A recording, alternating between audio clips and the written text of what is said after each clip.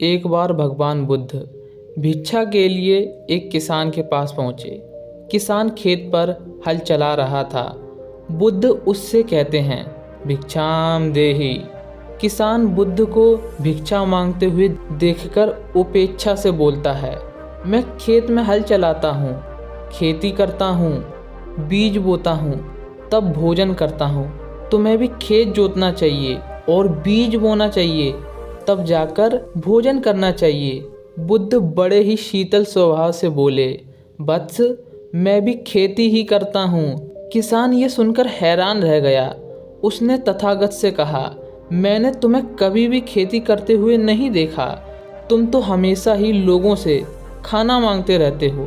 तुम्हारे पास ना तो कोई हल है, ना ही कोई बैल है, ना ही कोई खेत और ना ही खेती के दूसरे औजार।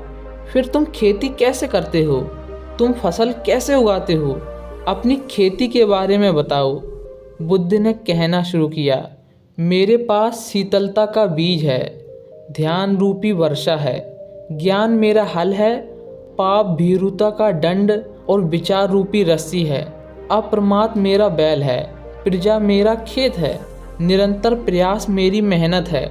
मैं प्रजा रूपी खेत पर शीतलता का बीज बोता हूँ, ज्ञान रूपी हल चलाता हूँ, अप्रमाद बैल की सहायता लेता हूँ जो विचार रूपी रस्सी से बंधा रहता है, और उद्दंडता करने पर पाप भीरुता का दंड उस पर चलाता हूँ।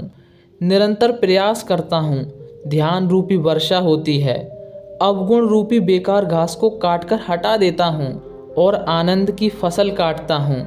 इस प्रकार मैं अमृत की खेती करता हूँ, फिर मैं आनंद में रहता हूँ। इस तरह मेरी ये खेती मुझे और दूसरों को आनंद देती है।